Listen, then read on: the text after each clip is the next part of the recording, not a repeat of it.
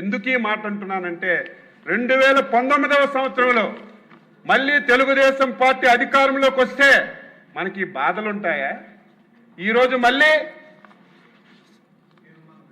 తీర్మానం చేసుకునే అవసరం వస్తుందా? రాజధాని గురించి మళ్ళీ ఇన్ని ఇబ్బందులు పడే అవసరం వస్తుందని నేను అనుకుంటున్నాను అధ్యక్ష. అయితే ప్రజాస్వామ్య వ్యవస్థలో గెలుపు ఓటములు సహజం, ఓడిపోవచ్చు ప్రజల్ని ఓటు వేయకపోతే. అయితే నేను ఎందుకు బాధపడుతున్నాను అధ్యక్ష? నేను 6 సార్లు ఎమ్మెల్యే, ఎంతోమంది ముఖ్యమంత్రులు చూశాను, గతంలో చంద్రబాబు నాయుడు గారు కూడా ముఖ్యమంత్రిగా చూశాను.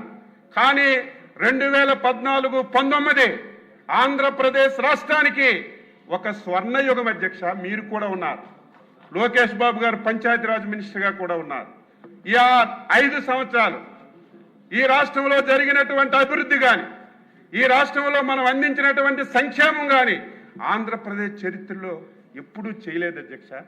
ఎంత చేసినా సరే ఎందుకు ఓడించారని బాధపడ్డాం, భయపడ్డాం. పోనీయాలు కానీ ఎవరో కొత్తగా ఆకాశం నుంచి దిగొచ్చి ఒక రాజకీయ పార్టీ పెట్టి నేను అది చేస్తాను ఇది చేస్తానని నమ్మిస్తే ప్రజలు ఓట్లేశారంటే నేను హర్షిస్తాను అధ్యక్ష. ప్రజాస్వామ్యంలో అది సహజం. కానీ తండ్రి అధికారాన్ని అడ్డం పెట్టుకొని 1,00,000 కోట్లు దోచుకొని 16 సంవత్సరాలు జైల్లో ఉన్నటువంటి ఒక దొంగకు ఓటేశారే, అది నాకు బాధ, ఆవేదన కలుగుతుంది అధ్యక్ష. కానీ ప్రజాస్వామ్యంలో ఓటేశారు, అధికారాన్ని ఇచ్చారు, ముఖ్యమంత్రిగా బాధ్యతలు స్వీకరించారు. ఏం చేయాలి? ఈరోజు ప్రభుత్వం అంటే ఒకళ్ళ ఆస్తి, ఒకళ్ళ సొంతమా? కంటిన్యూషన్ ప్రాజెక్ట్ అధ్యక్ష. ఈరోజు జగన్మోహన్ రెడ్డి ఏదైనా చేస్తే అది మంచి ఉందంటే మనం కొనసాగించాం, ప్రజలకు ఉపయోగపడుతుందంటే దాన్ని మనం పూర్తి చేసి ప్రజలకు అంకితం చేశాం. కానీ దుర్మార్గుడు ఈ మాట అనకూడదు, కానీ అనక తప్పడం లేదు అధ్యక్ష. కష్టాల్లో బాధల్లో రైతులు 34,000 ఎకరాలు ఇచ్చి మా బతుకులు బాగుంటాయి, ఆంధ్ర రాష్ట్రానికి ఒక రాజధాని ఇస్తాం. దేశంలో అనేక నగరానికి రాజధానులు ఉన్నాయి అధ్యక్ష. హైదరాబాద్ ఉంది తెలంగాణకి, బెంగళూరు ఉంది కర్ణాటకకి, చెన్నైకి మద్రాసు ఉంది, ముంబై ఉంది, పెద్ద పెద్ద రాజధానులు ఉన్నాయి అధ్యక్ష. మనం ఏం తప్పు చేశాం? హైదరాబాద్ పోయిందని అర్థం కాదు, దానికి మించిన రాజధాని నిర్మించుకోవాలి, భావి తరాలకి మంచి చేయాలని ఒక శిల్పిలాగా కష్టపడి పనిచేస్తే దుర్మార్గుడు వచ్చి ఈ రాష్ట్రాన్ని ఏ విధంగా నాశనం చేశాడో చెప్పవలసిన అవసరం లేదు అధ్యక్ష. నాకు బాగా గుర్తు అధ్యక్ష, డిసెంబర్ 17 అందరూ వాళ్ళే, మేము 22 మందిని గెలిచాం. అందులో ఒకలో ఇద్దరు రాకపోతే 16-17 మంది రోజు వచ్చేవాళ్ళు. ఆ రోజు షార్ట్ డిస్కషన్ పెట్టారు అధ్యక్ష. అమరావతి రాజధాని మీద షార్ట్ డిస్కషన్ పెట్టారు. మొత్తం 151 మందితో మాట్లాడించారు. ఒక్కడు కూడా మంచి మాట్లాడలేదు. చంద్రబాబు నాయుడు గారిని, తెలుగుదేశం పార్టీని, మా శాసనసభ్యుల్ని తిట్టడం తప్ప, ఏదో అవినీతి చేశారు, దోచుకున్నారు అని మాట్లాడారు తప్ప ఈ విధంగా దీన్ని ముందుకు తీసుకెళ్దామని ఒక్క మాట కూడా మాట్లాడలేదు. మా నాయకులు లేచారు, నేను సిద్ధంగా ఉన్నాను, అవినీతి ఆరోపణలు చేస్తున్నారు, మీరు ఏ ఎంక్వైరీ చేయండి, నేను కానీ నా పార్టీ కానీ మా శాసనసభ్యులు కానీ ఏది చెప్పినా మీరు యాక్షన్ తీసుకోండి, కానీ ఈ పేరుతో మీరు ఆంధ్ర రాష్ట్రాన్ని అన్యాయం చేయొద్దు, తెలుగు జాతికి అన్యాయం చేయొద్దని నెత్తి నోరు కొట్టుకొని ఆ 17వ తారీఖున మేమందరం మాట్లాడాం అధ్యక్ష. మమ్మల్ని బలవంతంగా చంద్రబాబు నాయుడు గారితో సహా డిసెంబర్ 17న మమ్మల్ని సస్పెండ్ చేసి బయటికి పంపించారు అధ్యక్ష. ఆ రోజు బయట టీవీలో చూసాం.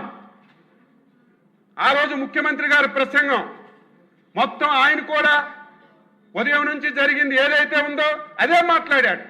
పోనీ ఏదో మాట్లాడుతున్నాడు కదా అనుకుంటే చివరికి ఒక మాట అన్నాడు అధ్యక్ష, ఈ రాష్ట్రానికి రేపు భవిష్యత్తులో 3 రాజధానులు ఉంటే తప్పేంటని. ఏదో సౌత్ ఆఫ్రికా, నాకు ఆ దేశం గుర్తులేదు కానీ ఒక దేశం పేరు చెప్పి అక్కడ 3 రాజధానులు ఉన్నాయి కదా, ఇక్కడ పెడితే తప్పేంటి అనుకున్నాను. ఆ రోజు ప్రసంగించారు, నేను టీవీల్లో చూశాను. ఇదేదో అనుభవం లేనివాడు, ఇదేదో ఎమోషన్తో మాట్లాడాడు అని చెప్పి నేను అనుకున్నాను. ఆ మాట నేను అనడానికి నాకు ఇష్టం లేదు అధ్యక్ష. కానీ ఇది రాజ్యాంగంలో జరుగుతుందా? ఇది అమలు చేయడం అంత సాధ్యమా? ఎందుకు ఈ మాటలు మాట్లాడాడని ఆ రోజు చాలా ఆందోళన చెందాం అధ్యక్ష. ఆందోళన చెంది ఆ రోజు తెల్లవారిసరికి బాబు గారి దగ్గరికి వెళ్తే ప్రెస్ మీట్ పెట్టి మొత్తం చెప్పాము. ఆ రోజు ఈ వివాదానికి తెరలేపాడు అధ్యక్ష. రోజు రోజుకి పరిణామాలు చూస్తుంటే బాధ కలిగింది, ఆవేదన కలిగింది. ఇదేదో పిచ్చోడు మాటలు అనుకున్నాం, కానీ ఈయనకు అవగాహన లేదు. కనీసం ఈయనకు అవగాహన లేకపోయినా ఆయన దగ్గర ఉన్నటువంటి సీనియర్ మంత్రులకు లేదా, సీనియర్ ఆఫీసులకు లేదా, ఒక మాట అయినా చెప్పలేరా? ఇది సాధ్యం కాదు, కాదు, కాదు. ఇది ఒక రాష్ట్రమే కాదు, దేశంలో అన్ని రాష్ట్రాల మీద ఈ ప్రభావం పడుతుందని ఒక్కడు కూడా చెప్పకపోతే ఆయన చెప్పిన దానికి తానా తందానంటూ ముందుకెళ్లారు అధ్యక్ష. అధ్యక్ష, జనవరి 20 అధ్యక్ష శాసనసభలో బిల్లు పెట్టారు. ఆ రోజు కూడా మీలాగా మేము భయపడలేదు, పారిపోలేదు. తెలుగు జాతి గురించి, 5 కోట్ల మంది ప్రజల గురించి సంఖ్యాబలంతో సంబంధం లేదు. ఆ రోజు చంద్రబాబు నాయుడు గారు, మేమందరం అన్నాం, 20 మందినే ఉన్నామండి, చాలా అవమానాలు పడుతున్నాం, మా దగ్గరికి వచ్చి బండ బూతులు తిడుతున్నారు, మా పర్సనాలిటీల మీద మాట్లాడుతున్నారు, మీ సభకి వెళ్ళమంటే తప్పది. మనకు ప్రజలు ప్రతిపక్ష హోదా ఇచ్చారు, ఎంతమంది ఉన్నామని కాదు, చివరి నిమిషం వరకు పోరాడదామంటే మేము పోరాడాం అధ్యక్ష. ఆ వేళ 20వ తారీఖు అధ్యక్ష 3 రాజధానుల బిల్లు,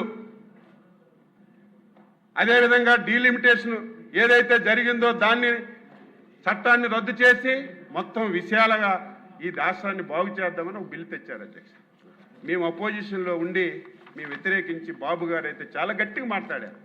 మమ్మల్ని ఆ రోజు సస్పెండ్ చేశారు అధ్యక్ష. మీకు చెప్పాలి, ఆ రోజుకే 3 సార్లు ముఖ్యమంత్రిగా చేసిన వ్యక్తి, 15 సంవత్సరాలు ప్రతిపక్షంగా నాయకుడిగా వ్యవహరించిన వ్యక్తిని బయటికి మమ్మల్ని ఈడ్చుకెళ్ళి అధ్యక్ష, ఒక డొక్కు బస్సు అధ్యక్ష, డొక్కు బస్సు, ఆ బస్సుకు టైర్లు ఉన్నాయో తెలియదు, అంత దరిద్రమైన బస్సులో మమ్మల్ని ఎక్కించి ఇక్కడ 4 గంటలకు ఎక్కించారు అధ్యక్ష.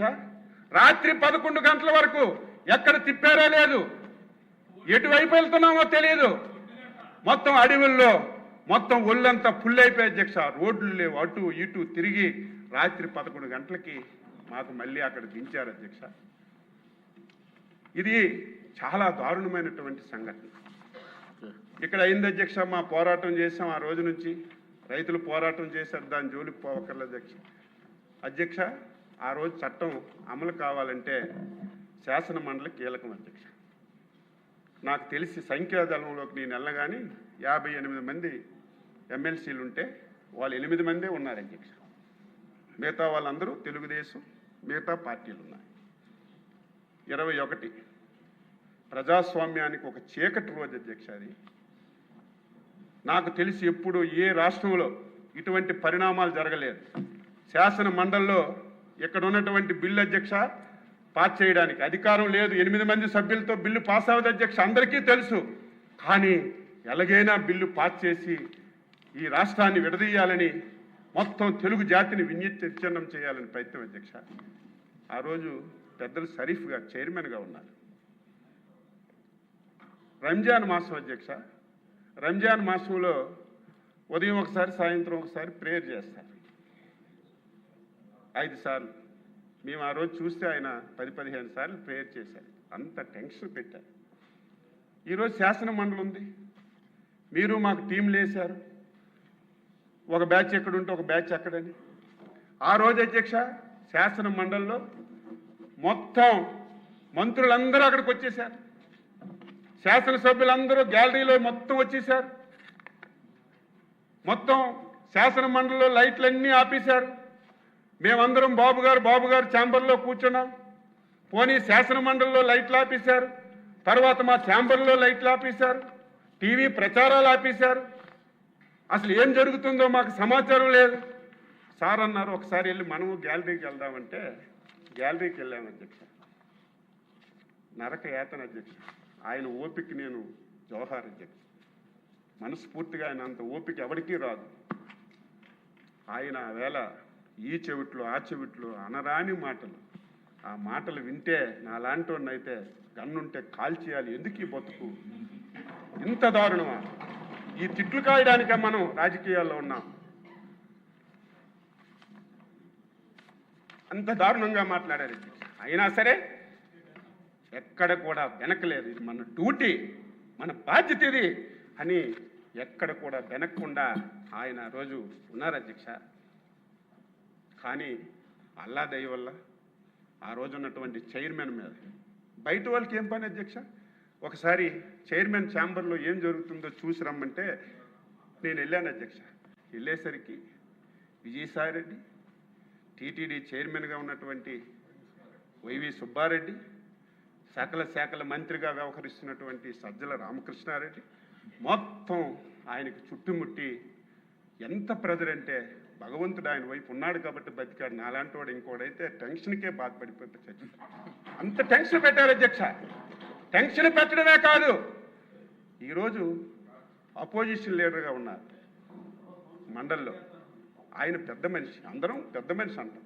ఆయన మాటలు కులం మీద మతం మీద తిట్టి ఆ బూతులన్నీ వింటే బాధ ఆవేదన కలిగింది. కానీ మేమేమీ చేయడానికి అవకాశం లేదు. దేవుడి దయ వల్ల ఈ బిల్లు ఎట్టి పరిస్థితుల్లో పాస్ అవ్వకూడదని ఆయన సెలెక్ట్ కమిటీకి పంపించి ఈ రాష్ట్రాన్ని బతికించారు. రాష్ట్రంలో ఉన్నటువంటి తెలుగు జాతి పోనీ ఆయన అన్నట్టుగా 3 రాజధానుల అధ్యక్ష మన ప్రాంతానికి వద్దాం. మీది ఉత్తరాంధ్ర, నాకంటే ముందు నుంచి మీరు రాజకీయాల్లో ఉన్నారు. చాలా సంవత్సరాలుగా మనం ఉన్నాం. ఈయనేదో ఉద్ధరించినట్టుగా 2019లో విశాఖపట్నాన్ని రాజధానిగా అని చెప్పారు అధ్యక్ష. వీళ్ళు కుటుంబం బతికేంటంటే ప్రాంతాల మధ్య తగ్గు పెట్టడం, అవకాశం వచ్చినప్పుడు కులాల మధ్య తగ్గు పెట్టడం. ఎవరైనా సరే అలా చేస్తారు అధ్యక్ష. ఒక పదవి గురించి, రాజకీయం గురించి కులాల మధ్యన ప్రాంతాల మధ్యన ఎవరైనా సరే ఇటువంటి తగ్గు పెడతారా? విశాఖపట్నాన్ని ఒక రాజధాని అని చెప్పారు. మేము మాట్లాడితే మా ఇంటి మీదకి దాడులు పంపించారు. విశాఖపట్నానికి రాజధాని వస్తుందని అచ్చెన్నాయుడు మాట్లాడితే వద్దు, మేము అమరావతి రాజధాని అని ఎలక్షన్కి వెళ్ళామని ధైర్యంగా చెప్పాను అధ్యక్ష. మేము మాటిచ్చాం, అమరావతి రాజధాని రాష్ట్రంలో అన్ని జిల్లాలు అభివృద్ధి చేస్తామని మాటిచ్చామని ధైర్యంగా నిలబడ్డాం అధ్యక్ష. బండబూతులు తిట్టారు, పర్సనాలిటీ మీద మాట్లాడారు. కానీ ధర్మాన్ని న్యాయాన్ని రక్షించాలని కట్టుబడి మనం ఉన్నా అధ్యక్ష. పోనీ నువ్వు రాజధాని అన్నావు, ఏం చేశావు? 2019-24లో నిండు శాసనసభలో మాట్లాడుతున్నాను. ఎందుకింత గట్టిగా మాట్లాడుతున్నానంటే ఈరోజు రాష్ట్ర ప్రజలందరూ ఇంపార్టెంట్ సెషన్ చూస్తారని. ఒకవేళ జగన్మోహన్ రెడ్డి బెంగళూరులో ఉన్నా, వైసీపీ వాళ్ళున్నా ఈరోజు సభ చూస్తారు ఏం జరుగుతుందని. ఈరోజు రావాలి కదా అధ్యక్ష, ఈవేళ రావాలా లేదా? బయట బ్రోకర్లతో మాట్లాడిస్తాడు. మాకేమీ ఇబ్బంది లేదు, మాకేమీ సమస్య లేదు, మేము రాజధానికి వ్యతిరేకంగా ఉన్నామా, ఎందుకు మళ్ళీ మీరు తీర్మానం చేయాలని బయట బ్రోకర్లతో మాట్లాడి ఆయన అంటాడు శాసనసభ పెట్టుకుంటున్నారు, శాసన మండలి ఎందుకు పెట్టడం లేదంట. బుద్ధి జ్ఞానం ఉందా మీకు? నాలెడ్జ్ ఉందా?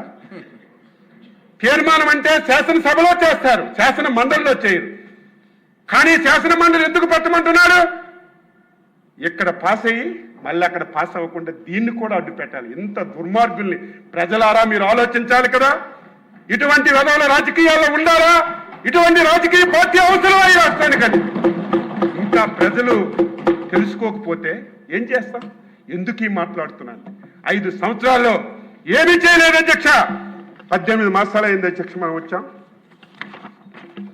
ఈ 18 మాసాల్లో ఎన్ని ప్రాజెక్టులు తెచ్చాం అధ్యక్ష? ఇవన్నీ చదివితే టైం లేదు. అన్ని ప్రాజెక్టులు మనసు ఉండాలి పనిచేయడానికి, మాటలు కాదు. ఈ రకంగా ఈ రాష్ట్రాన్ని నాశనం చేయడానికి ప్రయత్నం చేస్తుంది. అందుకే ఈ రోజుకైనా సరే ఇటువంటి దుర్మార్గులు మళ్ళీ ఎప్పుడో ఏ సందర్భంలో వస్తారు. మళ్ళీ పిచ్చోడి చేతికి రాయి దొరికితే ఆ రాయితో ఆయనైనా కొట్టుకుంటాడు, మనకైనా కొడతారని చంద్రబాబు నాయుడు గారు అమరావతి అంటే అర్ధరాత్రి కానీ పడుకున్న వాడికి లేపినా సరే ఎవరి పేరు రాదు అధ్యక్ష, నారా చంద్రబాబు నాయుడు గారు అనే పేరు వస్తుంది. దీనికి కర్మ కర్త క్రియ ఈరోజు నిర్మాణకర్త చంద్రబాబు నాయుడు గారు అధ్యక్ష. ఇంత కష్టపడి చేసిన దానికి మళ్ళీ ఎవరైనా ఇబ్బంది పెట్టొచ్చని దీన్ని ఒక చట్టబద్ధత చేద్దాం. దీన్ని ఎవడొచ్చినా సరే ఏమీ మార్చకుండా దీన్ని ఒక పటిష్టమైనటువంటి విధానం చేద్దామని కేంద్ర ప్రభుత్వంతో మాట్లాడి దానికి కొర్రీలేస్తున్నారు. 2014లో పంపించారు కదని. ఆ రోజు విజయవాడ గుంటూరు మధ్యలో ఉంటుందని చెప్పాం. తరువాత అమరావతి అని అనుకున్నాం. ఈరోజు అమరావతి అని పేరు లేదు కాబట్టి మీరు మళ్ళీ ప్రత్యేకంగా ఒక తీర్మానం చేసి పంపించండి అంటే ఈరోజు ఈ సభ స్టార్ట్ అయింది అధ్యక్ష. మళ్ళీ మనం తీర్మానం చేస్తున్నాం. ఈ రోజుతో 5 కోట్ల మంది ప్రజలకి ఒక ఆనందమైనటువంటి రోజు. ఎవరు భయపడవలసిన అవసరం లేదు. చంద్రబాబు నాయుడు గారు, పవన్ కళ్యాణ్ గారు, ఎన్డీఏ ప్రభుత్వం ఉన్నంత వరకు ఈ రాష్ట్ర ప్రజలకు ఏమీ జరగదు. అయితే 2019లో మీరు తప్పు చేసి ఈ రాష్ట్రాన్ని ఇదేదో మాకు అధికారం గురించో లేకపోతే మాకు పదవుల గురించో నేను మాట్లాడడం లేదు. 4 సార్లు ముఖ్యమంత్రిగా చేశారు. 50 సంవత్సరాల రాజకీయాల్లో పదవులు చేయడం కాదు, 5 కోట్ల మంది తెలుగు ప్రజలు దేశంలో ప్రపంచంలో ఎక్కడున్నా నాలికి చివర ఉన్నటువంటి ఏకైక వ్యక్తి నారా చంద్రబాబు నాయుడు గారు. ఆయనకు పదవులు అక్కర్లేదు. ఆయన ఆతృత, ఆయన తాపత్రయం ఈ రాష్ట్రాన్ని బాగు చేయాలి, భవిష్యత్ తరాలకు బాగు చేయాలి. తెలుగు కమ్యూనిటీ ఈ దేశంలో ప్రపంచంలో అత్యున్నత కమ్యూనిటీగా ఉండాలి ఒక తపనతో పనిచేస్తున్నారు. మళ్ళీ రేపు ఎన్నికలు వచ్చినప్పుడు ఆంధ్రప్రదేశ్ ప్రజలారా నిండు సభలో చేతులు జోడించి మాట్లాడుతున్నాను, మొక్కుతున్నాను. వైకుంఠపాలి ఆట ఆడొద్దు. మీరు వైకుంఠపాలి ఆడాడి ఏదో వచ్చారని ఏదో ఇస్తారని ప్రలోభాలకు లొంగి మళ్ళీ తప్పు చేస్తే ఈ రాష్ట్రాన్ని ఎవ్వడు బాగు చేయలేడు. ఇది ప్రజలందరూ నేను చెప్పానని కాదు, విజ్ఞతతో ఆలోచించండి. మీ గురించి, మీ భవిష్యత్తు గురించి పనిచేస్తున్నటువంటి చంద్రబాబు నాయుడు గారిని, పవన్ కళ్యాణ్ని, ఎన్డీఏ ప్రభుత్వాన్ని నిండు మనసుతో ఆశీర్వదించండి అని చెప్పి కోరుతూ ఈరోజు ముఖ్యమంత్రి గారు ప్రవేశపెట్టినటువంటి తీర్మానాన్ని మనస్ఫూర్తిగా 5 కోట్ల మంది ప్రజల తరపున, ఈ దేశంలో ప్రపంచంలో ఉన్నటువంటి ఆంధ్రుల తరపున హృదయపూర్వకంగా స్వాగతిస్తూ ఈ అవకాశం ఇచ్చినటువంటి మీకు హృదయపూర్వకంగా ధన్యవాదాలు తెలియజేస్తూ సెలవు తీసుకుంటున్నాను. బాగా మాట్లాడారు కానీ ఎక్కువ టైం తీసుకున్నారు. అచ్చెన్నాయుడు గారు ఆవేశంతో ప్రసంగంలో 1-2 అశబ్దాలు దొర్లాయి. వాటిని రికార్డు నుంచి తొలగిస్తున్నాం.